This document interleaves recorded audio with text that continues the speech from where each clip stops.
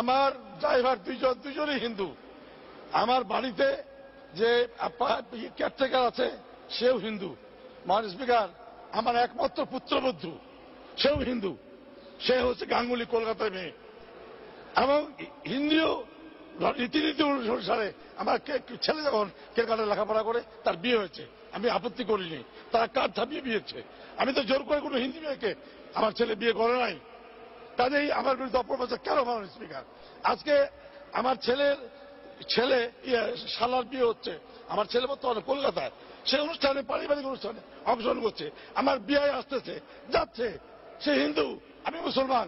আমার বৌমা ইন্ডিয়া গেলে পূজা করে, এখানে আসলে এসে নামাজ পড়ে, এটা তো আমার অপরাধ না। আমি ধর্ম নিরপেক্ষতায় বিশ্বাস করি, তার অর্থ এই নয় যে আমি ধর্মহীনতায় বিশ্বাস করি। আমি ধর্মহীন না, আমি ধর্মকে অবশ্যই বিশ্বাস করি, কিন্তু ধর্ম নিরপেক্ষতা নিয়ে আমি চলি। হিন্দু।